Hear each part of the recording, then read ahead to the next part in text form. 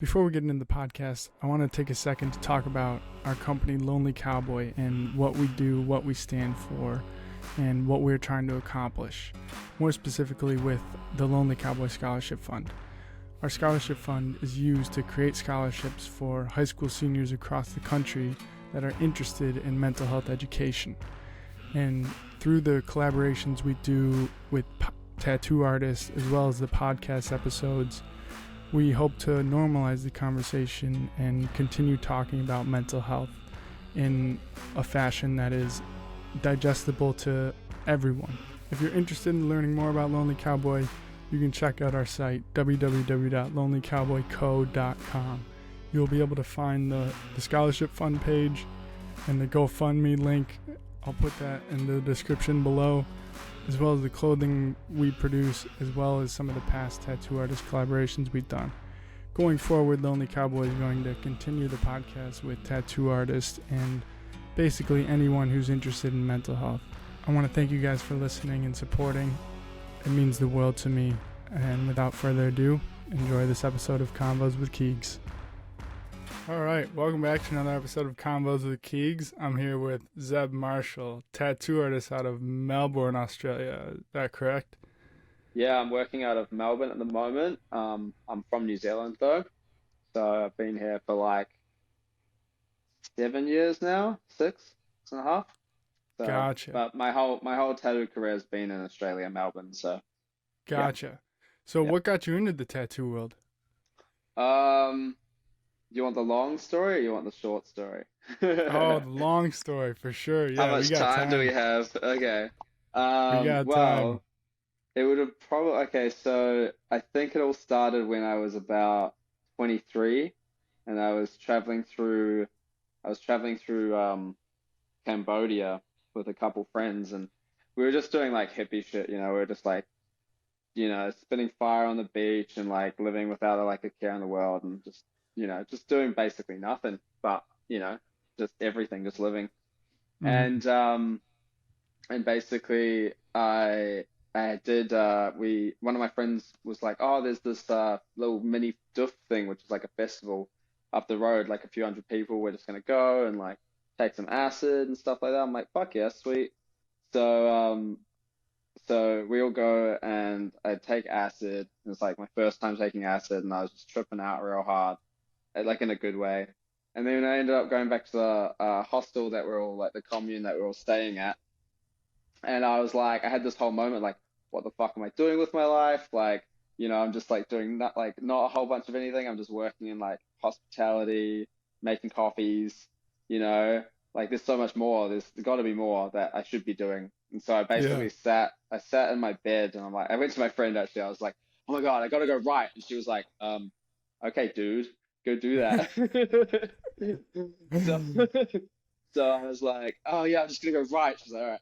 So I go down and get like my journal. And I'm just like writing. So I just made a giant list of all the things that like I was good at and the things that I liked doing. And there was random shit on there. There's like swimming and snorkeling and like just random shit. But on there was like art and tattoos, and I was like, oh, that really resonated with me. That's a really cool thing. And so when I got back to Australia after that, I was like, just spent like 3 years just drawing every day and tattooing my friends and shit as you do. And Dang. finally got an apprenticeship after a while. It took a long time because I used to go. Holy smokes. My drawing skills were not good enough. Well, Yeah, maybe they were, but yeah. it took me a while to get an apprenticeship. So yeah, That's wild. yeah, Um, I went to visit in 2019. I did a 3-month backpacking trip around Southeast Asia. yeah. Ended in Australia, but I was just in Brisbane for about, I don't know, 2 weeks or so. But I remember going to Bali. Have you ever been to Bali? I did do Bali. Yeah, I remember going to Bali and seeing like the tattoo culture there and just seeing a shop every literally 50 feet.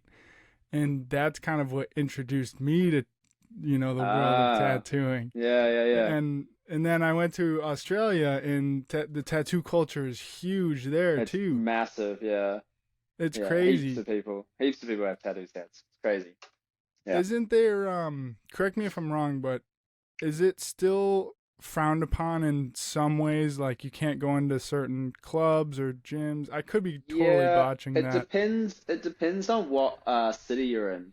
So Melbourne's no issue really at all unless you look like fully faced up or something like that. Like if you had your whole face done maybe. But it's more the Gold Coast and Brisbane. So that's north. That's like a far north from here. So Hmm. yeah, they have a few kind of issues with like letting you into clubs and even just some restaurants and stuff like that. But Melbourne, where I'm from, Sydney, the main city, they're all just it's just whatever, which is really interesting Gotcha. for such a highly tattooed population. Yeah, Yeah, for real. yeah. And so with my company, Lonely Cowboy, a big part of Mm, it is the mental health side of things, yeah. and especially you're actually the first guy that I've had on the podcast, and I've reached out to, like, I would say I reach out to 50-50 guys and girls. Mm-hmm. Not many guys respond at all. Ah, okay. And Yeah, yeah, so, yeah. like, I'm big on mental health, and especially men's mental health, because it's just not Yeah. talked about a lot. It's not. No, not at all. In Australia, what is the mental health conversation kind of like, and are there still stigmas around it?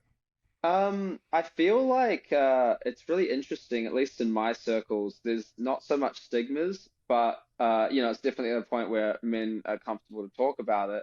But I feel like it's not talked about in in such a sense of like, hey man, I'm dealing with stuff, like rah, rah, rah, and like actually talking about it. It's more kind of as like self-deprecating humor and that type Hmm. of thing.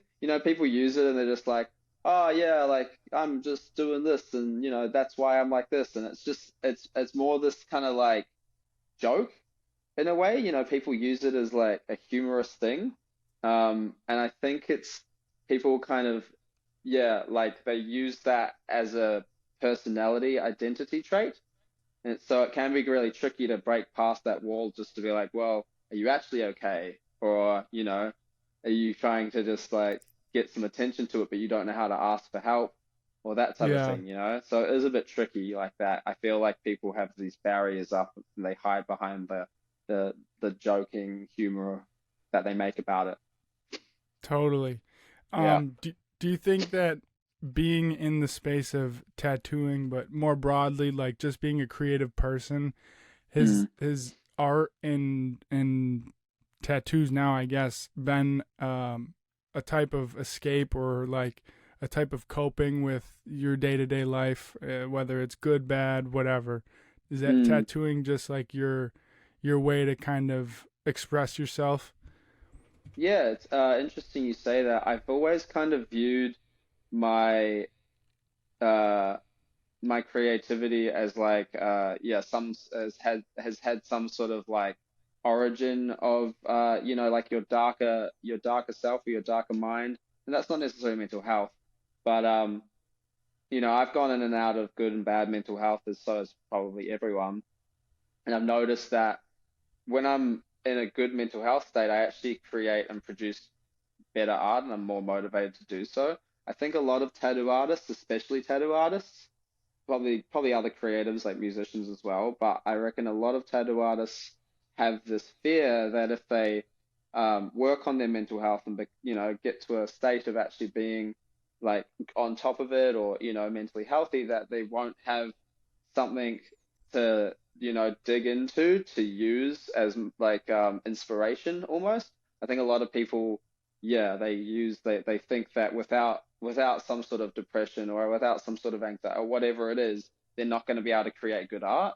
And it's really interesting. I've noticed the opposite in my life.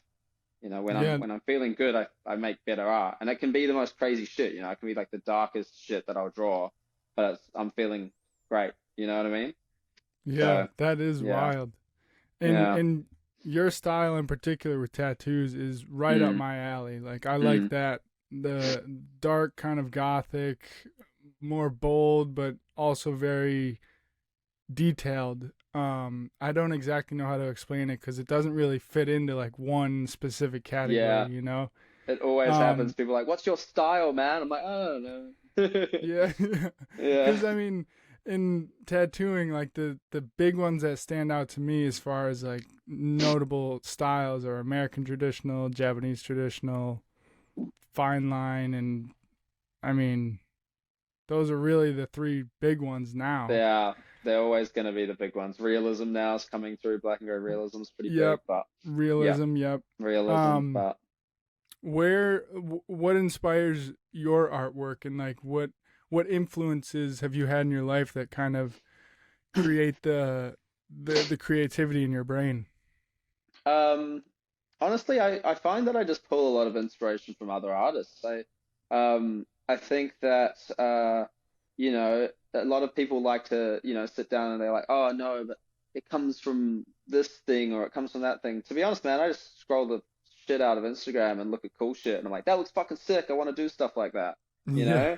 know? That's basically it. That's all it's really been. One of the best pieces of advice my mentor ever gave me was like, when you're looking at art, don't just, pull up your phone or pull up anything or whatever it is. Don't just, stare there and be like, that's sick, and then move on. Like, actually get up in it, like get right in close, see how people are doing different things, look at different techniques that people are using, and then try to emulate it, like, it's all good and well to be a viewer of art, and that is definitely fun, just to walk into a gallery and be like, oh, that's sick.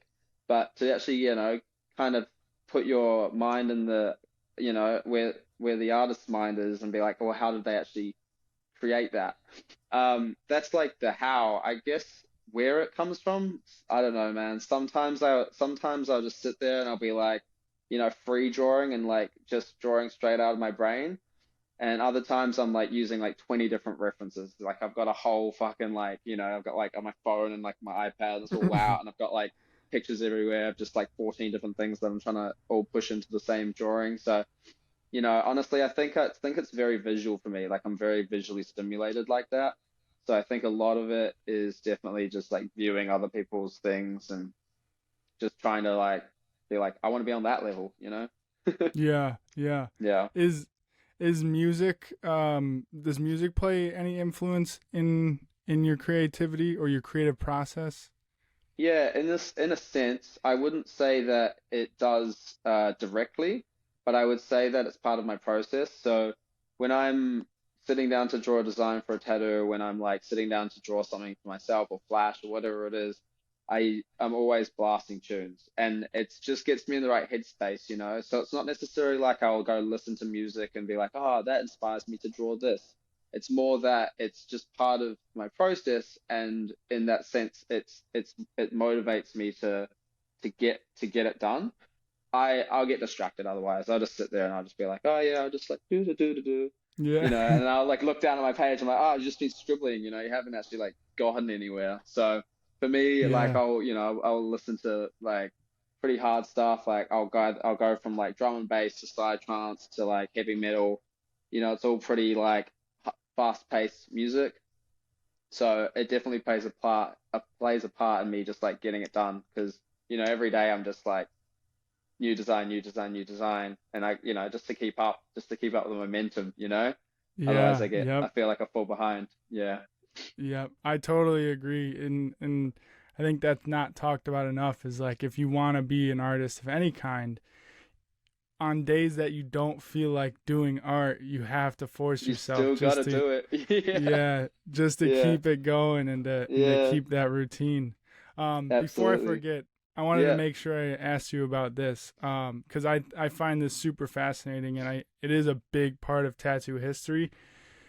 You said you're from New Zealand, correct? yeah. What are the traditional pieces that a lot of New Zealanders I see get, especially on their face, and Yeah. what does that mean to the like to the country? Because I know it's a big deal when someone gets that. Yeah. Look, I'm not an expert and I don't want to say things that I might not be true. They're just kind Yeah. of like what I know. But as far as the face tattoos goes, the main one you'll see is a moko, which is it's like the goatee kind of area, like right under here. Mm-hmm. I don't actually know what the signal of that is. I believe that it's traditionally would have been just like markings of like I don't actually know where that's from. I know that's called a moko though. Hmm. As far as the whole face getting tattooed, I'm not 100% sure if that has any specific significance. Again, so I'm not so these are traditional Māori tattoos. I'm not Māori. Gotcha. So I'm not an expert, and I also don't really want to be on your podcast saying things that I'm not sure about, and then somebody's going Yeah. to quote me and be like, "No, it's this," and I'm like, "Ah, I don't know." But Yeah. I got but you. I know that when people are getting specific, they're called koru tattoos, so it's like the spirals and the waves and things like that. It's usually because it will have a specific significance to your iwi or your tribe. So as far as that goes, I know about that, but I don't know about the specific face tattoos and if they have meaning or not. That's Gotcha. probably the extent of my knowledge, actually. Gotcha. Gotcha. I'm Okay. becoming more and more Australian every day. What so speaking about that, what are like the big differences from living in your time in New Zealand and now your time in Australia? Um, well, I when I moved to Australia, I was with my ex, and we're just gonna go here for a year and just travel around and stuff. And I ended up going down to Melbourne. I just met a really amazing bunch of friends, and I went back home for a little bit, and then I just, I didn't want to stay. I wanted to go back to Australia. So for me personally, man, like New Zealand's very small. The whole country's like 4 million people. Hmm. Whereas I'm in Melbourne and the whole city of Melbourne is 5 million people. So just by comparison, like just more people, there's more going on. The tattoo culture feels a lot more lively here. Um, I just felt like there was more opportunity for me to grow here.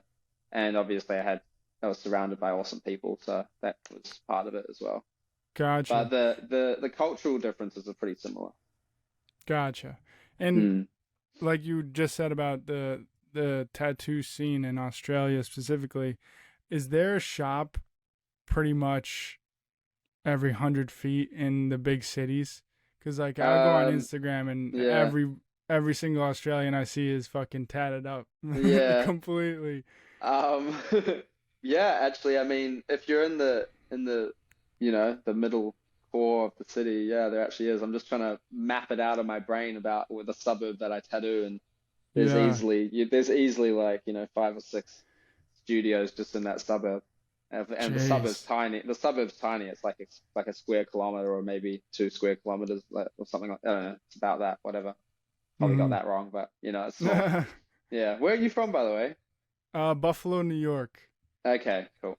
Yeah, Yeah. So it's yeah, like for people like when I was traveling abroad, I would just say New York, but when I say that, people think New York City.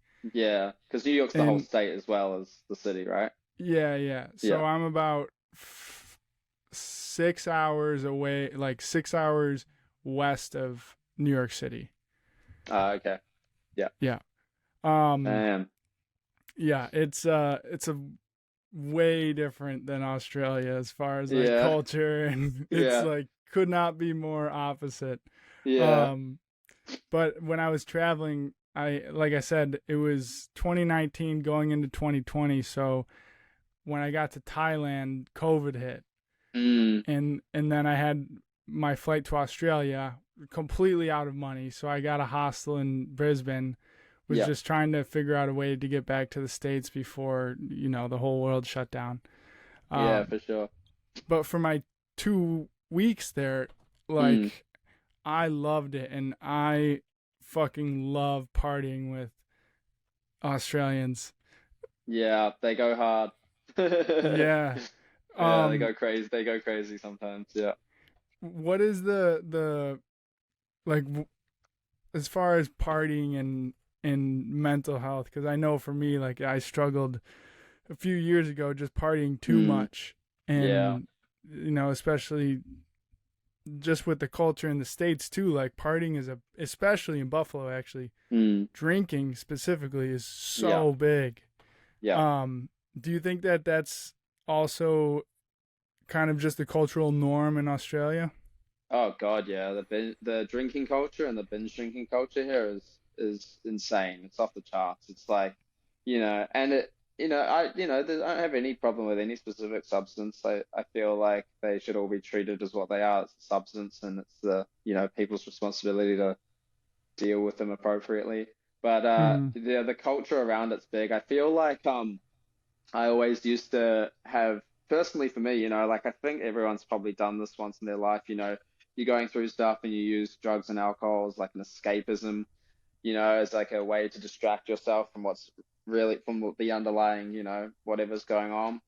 Um, and I see that a lot when I'm out these days, and like, you can still have fun with people when they're dealing with stuff or whatever. It's just it to like that line can really flick over into addictions and other things really, really easily. So that's the problem with that, obviously. But there's definitely there's definitely a connection between drugs and alcohol and mental health because, I don't think I've ever met anyone who's like got some sort of negative mental health issue going on and they are just like completely like sober all of the time. You know what I mean? Like yeah, yeah. definitely not. I always used to, I definitely used to do that a lot, like just run away from my problems through drugs and alcohol. And now kind of have this view of like, well, there's nothing wrong with drugs and alcohol and partying. But my view now is like, well, rather than viewing it as like okay, no, I need this to cope, why don't I just view it as, and this is not just a mindset, this is actually what's happening, is, well, I'm in a really good place and I want to celebrate that really good place with really good people by my side, so I'm going to do that. And so for me, it's become about a celebration of life and like, a positive thing. And like, because I know all my limits and everything now, and I feel like it's not really having a negative impact in the future of my life by going out and partying and socializing because I am not going to my absolute limits. I'm not pushing Mm, anything crazy. I'm going out and doing it like a little bit. It's like, anything in yeah. moderation kind of thing. But there's definitely, I see it out all the time, especially when I'm going to like festivals or, anything that's big multi-day things. Yeah, you see Mm, it a lot. You're like, people are just going like crazy for like 4 days straight, and you're like, just ease up. What's the, what's yeah. the what you're not gonna have more fun by doing more fucking drugs. Like it's just silly. So yeah, Yeah. it's definitely a thing though, hey man. Yeah, you couldn't agree more. I could not agree Yeah, more. yeah. Other than limiting yourself and knowing your limits, sticking to what you know about yourself, are there any Mm, other practices you do every day to kind of keep yourself in check and stay in the routine and, just keep your brain healthy? yeah. Honestly, I've found exercise is like the best thing for me.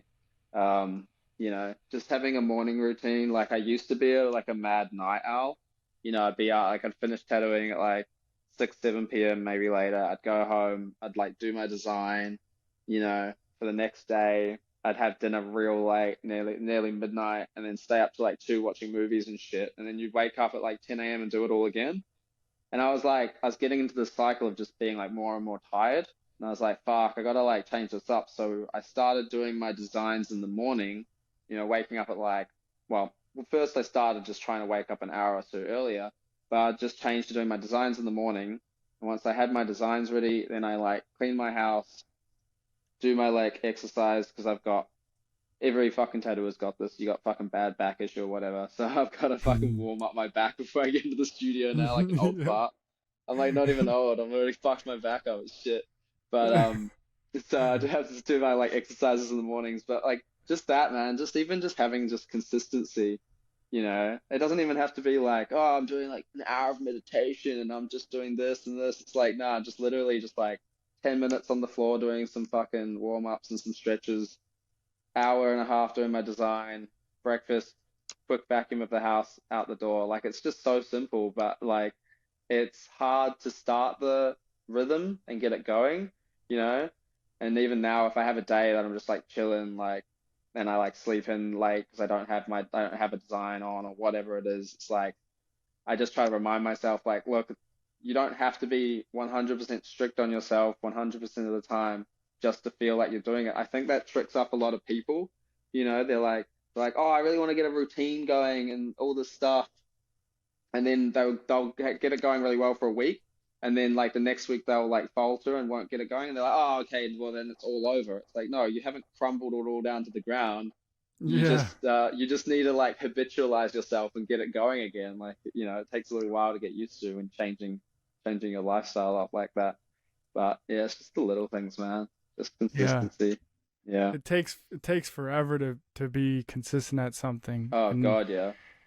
I fuck up all the time. I try my best to be consistent with the same things you were talking about: sleep, Yeah. drawing, breakfast every day, and exercise. But yeah, Oh, dude, I'm not doing it every day. Like I'm trying to do it every day. That's my point. You know what I that's mean? yeah, It's just same, like, same, yeah, you know, just doing what I can. Don't beat yeah. yourself up about, not having to do it all the time, Just That's do the what you hard can. part is Yeah. not beating yourself And up. beating Yeah, yourself up, yeah. Because then you downward spiral and it's all fucking downhill from there, right? yeah, yeah. Yeah, you're like, I'm shit, I can't fucking do it. And then you feel shit because you're telling yourself you're shit. And then it just doesn't work, man.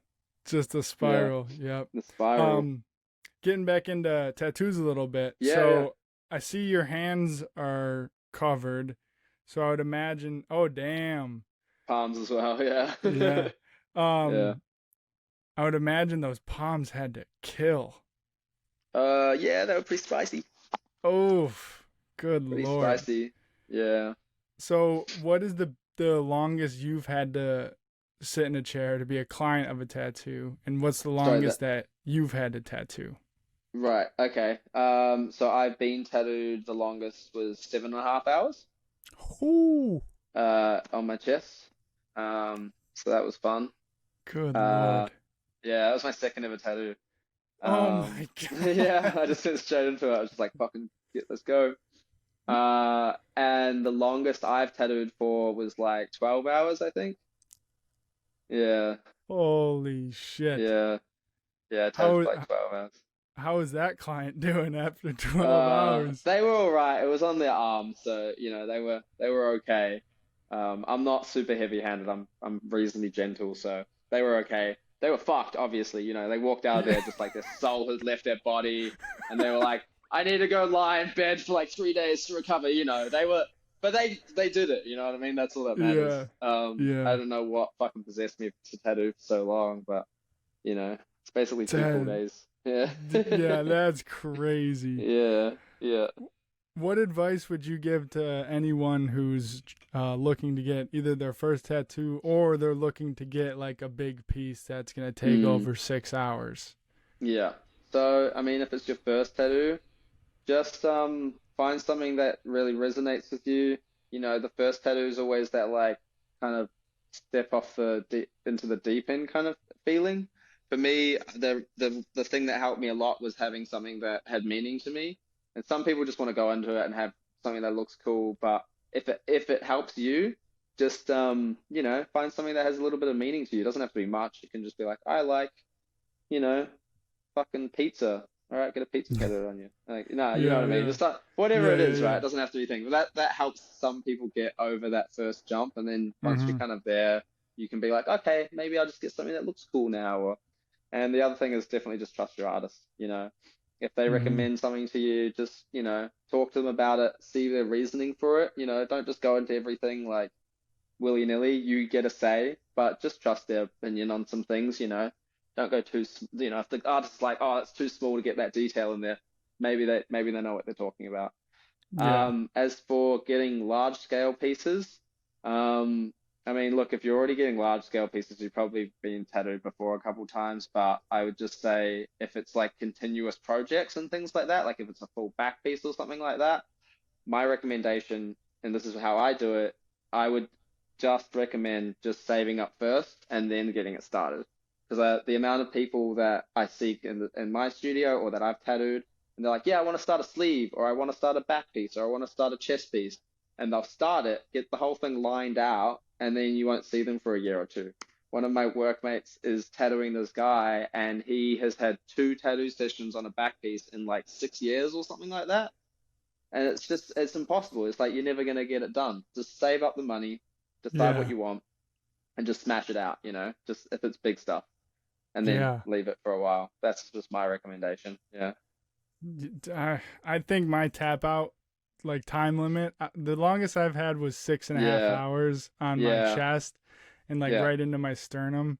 yeah. I actually got that in Bali, Oh, okay, but yeah, yeah, yeah, and at the 6 hour mark, I was ready for it to be over. yeah. I So bet, yeah. It's that about the la limit of most people, yeah, yeah, that last yeah, half hour, yeah. I was praying to God. I Yeah, feel like yeah, yeah. it was my come to Jesus moment. Yeah, yeah, and because Um, you're like, I'm in Bali, I'm not coming back, right? Like, you can't like go back, yeah. You're like, yeah. I'm not gonna fly back to Bali just to finish it, right? Yeah, Yeah. yeah, Um, for sure. how are the prices in Australia? Because I know for a tattoo in Bali, it's like significantly cheaper than in the Yeah, States. yeah, yeah. But well, that's why lots of Australians go to Bali to get tattooed, you know. Um, it's like it's a really common thing. Heaps of people go over there to get tattooed. Um, for me, the thing is, it's like if you're gonna go to Bali and whatever, pay for flights, you've already kind of I don't know, paid for Yeah. flights and accommodations. So it's not really that much cheaper. Anyway, that's a whole different story. Most the kind of standard day rate in Australia is about $1,000. Sometimes a little bit more depending on how booked out people are and whatnot. But that's kind of the standard for fully qualified artists here. Um, in American, I think that's about $700, something like that. Yeah. So that's like Yeah. a full day rate. That makes sense. It's about the same Yeah. here. It's about the Yeah, same. so that's about, your standard kind of full day. And a full day is, like six-ish hours, maybe a little bit less, a little bit more, depending on what you're doing. Gotcha. Um, yeah, and then just Um, any other pieces are just different. Yeah, sorry. no, you're good. No, that was it. Few, Yeah.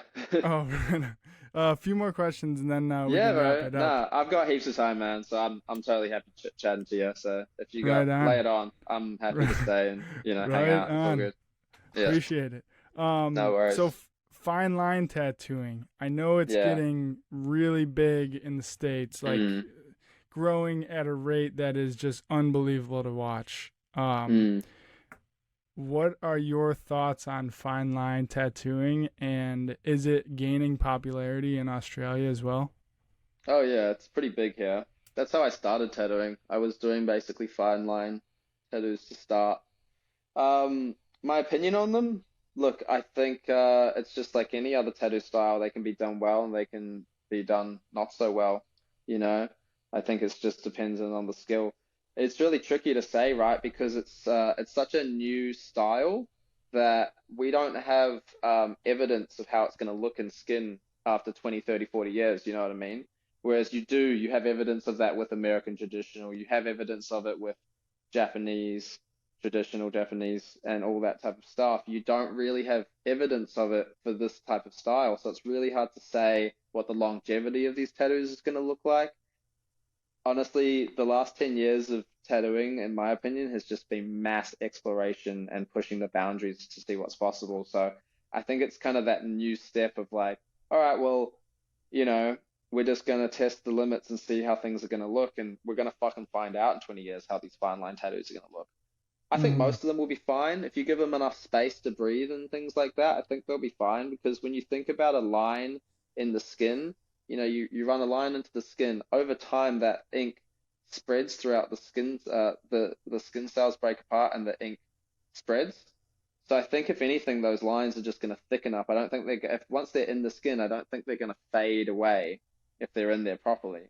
So I don't think you'll have any issues with longevity. It will just be the size of which you have them. If you're doing a tattoo that's like this small, then no matter what it is, it's just gonna turn to mush eventually. But I yeah. think people are less concerned with longevity of tattoos because they just want to look hot now. Yeah. So it's just I don't it's like I've talked to so many people. I'm like, this isn't gonna look good in 10 years. They're like, awesome. I only want to look hot for the next 10 years. Like, all right, bro, sweet. You know what I mean? Like, but yeah, I quite like fine line as a style. Yeah. Yeah. Yeah, I do yeah, too. And I think it is cool. It's definitely bringing more artists into the space. It's bringing a yeah. whole new demographic of Oh, clients into the absolutely. space.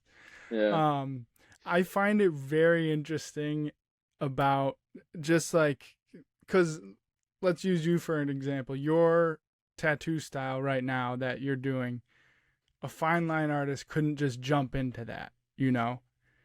But in a lot of cases, I would think that an artist that has the experience that you have, even though you've already done fine line, let's just say you didn't, I think Yeah. you could make the leap to do little fine line tattoos if you wanted to. I could be totally wrong. Um, Possibly. It depends on like the skill level of just pulling a line, basically. I mean, a lot of the people that are doing, like my style that I'm doing, similar stuff, you don't have to worry about your lines being on display, you know? It's like if you do a fine line tattoo and it's just lines, you're gonna see all of those lines. And so if you have a wobble in the yeah, line, you're gonna be like, oh shit, there's a wobble in the line. Whereas for me, I can just kind of shade off that line, most of the gotcha, time. So it's like just dependent really if they can actually just pull a line or not. Some people gotcha. struggle with it, you know? Yeah, Yeah. hard to What say. if what advice would you give to new artists coming into the space and I am a any new artist, so I don't know. well, did you say you've been tattooing for like 7 years? No, I've said I've been trying to be tattooist for 7 years. Oh, Since I was okay, 20, okay, sorry, since I was 23, so I'm 28. It's been five and a half. It's been nearly 6 years that I've been working okay, on getting to this point.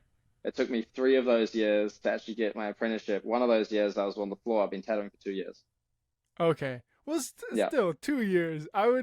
I guess, yeah. You're on the tail end of being a new artist. You can, I literally just got signed off like the other month to be like fully qualified artist. So I was basically an apprentice a few months ago. So I'm a new what? artist. So don't come at me. That's Yeah, crazy. So, yeah. what do apprenticeships look like in Australia? Are they pretty similar to the States, or do you need like certain licenses or requirements?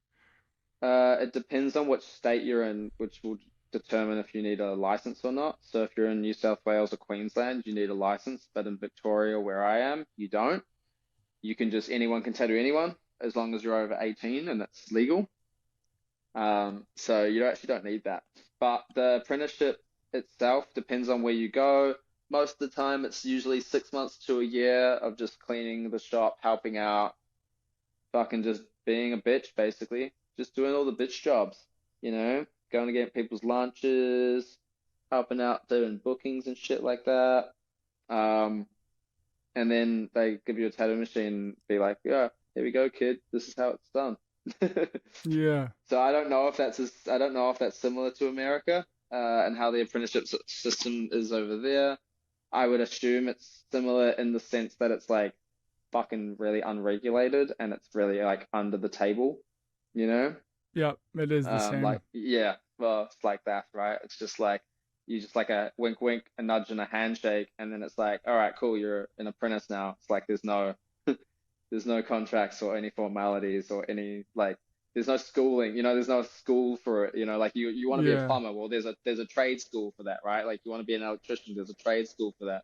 Like that doesn't exist in tattooing. So Hmm. it's yeah. I love it and I hate it, right? Like it's a double-edged Yeah. sword. Yeah. There's one state, Oregon, that requires you to go to like a tattoo school. Ah, no That's shit. Yeah, that's the only state. Everyone else, it's same deal. You don't even, I mean, Yeah. technically, you don't even need an apprenticeship. You just need to, No, you don't need to. Some people don't. They skip it. yeah, and they just So it's like, you have to get the like a blood pathogen um mm, r- course and take the test for that and a yeah, few other things depending on the state to yeah, get licenses. But yeah, I see more and more as I talk to different artists and kind of get their experiences or learn from them. A lot of the fine line artists I've talked to have been either self-taught or they've taken like week long 3 day to week long courses, and then after right. that it's like boom, books open, they're full blown. Yeah, and then just going for it. Yeah. Yeah, And I mean, all of them that I've talked to, they're killing it and they do amazing yeah. pieces. But I'm curious to hear your perspective on it. Do you think that apprenticeships are dying because of the internet and the ability to get everything on your own and learn on your own? Even though it may be, if someone's not really committed to learning the ins and outs on their own, you could Mm, get into some dangerous waters because you are using needles. yeah. Um, but do you think that apprenticeships are kind of dying out? I see no evidence that apprenticeships are dying out where I am at the Mm, moment in Melbourne. Like there's heaps of apprentices starting up. There's heaps of people getting into the industry through apprenticeships. I see that as more of a common thing still than anyone who's kind of doing self-taught stuff. Um, I've seen a few self-taught artists, and it's really tricky because it can go either way real fast, right? Like most of the people I see going through apprenticeships tend to end up with better results just because they're surrounded by more artists. And being surrounded by more artists pushes you, right? Like you see all the amazing, this happened to me. I started at the studio and you see all the amazing work that people are putting out and you go, fuck, I need to lift my game. Whereas when you're at home by yourself, you just kind of like, what you're doing is what you're doing. And I don't know if it gives you as much of a catalyst for growth. But I'm not saying it can't be done. Absolutely can be done, as you just said, and people are definitely doing it and definitely doing it well. Um, but yeah, I mean, you might see more and more of that as it comes. But in Australia, I haven't seen a lot of the online schooling systems and things like that being super popular. You know, maybe it hasn't reached us as much. yeah, it's Mm, it's mostly in the with the fine line artists. I've noticed mm, like a lot of the fine line artists are, like I said, self-taught, or they learn in a 3 day course or a week long mm. course, and then they open their books. Okay. And the crazy part is, like, this boggles my mind every day. I saw this one artist recently. They did a flash event and they like put their flash up on Instagram, right? It's all fine line pieces, probably 1 inch by 1 inch. So Yeah. would take 10 minutes, 10 to 20 Yeah. minutes per. They charge like 150 to 200 each. And I did the Yeah. math. And if they were to have done all the pieces on their flash sheet that day, they would have made like $2,500, Yeah. That's about right. which is, it just blows my mind. Like, Yeah. I, I'm, It's I mean, I'm is this not at a shocked. convention? No, this was just at an event they Oh. did at their studio. Okay. Yeah, yeah, yeah, yeah, yeah. Yeah. Yeah, Chances are they're not going through all of those designs in one day. yeah, yeah. But I You mean, know, they'll probably they but could there's a because lot, I there's know. so little. Yeah, Oh yeah. Yeah, yeah, yeah. I see. they only Hmm. take like 20 minutes. Yeah. Speaking of tattoo conventions, though, Hmm. how are there a lot of those in Australia, and have you ever been to any? Yeah, yeah. So I just did my second one earlier this year in March. It's called Rites of Passage. It's like one of the biggest ones, at least in the city that I'm in. And yeah, it was good. I'm quite lucky. So my studio that I'm with just organizes so they're like, whoever wants to come, put down the cost of the convention, and you come along, and they kind of curate it a little bit, so it's less stressful rather than me having to kind of organize everything. Hmm. So all I really do is draw my own flash, basically pack up my station and rock up on the day, and the rest is kind of sorted. So I'm actually really lucky. A lot of places are, a lot of artists are just doing everything by themselves. I do want to start doing ones overseas though. But yeah, at the moment I've only just done a couple just in the city just to see how they go. Um, I don't know if there's a lot.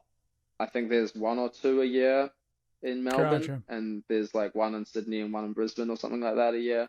So I don't know gotcha. how many there are comparative to the States and things like that. Maybe not as Yeah. much. I don't know. And you said you wanted to go overseas to do any. Would Does Hmm. that involve coming to the States or more Europe area? I would probably start by going to there's one in New Zealand, Oh, which is gotcha. really cool. Yeah, that I would want to start going to.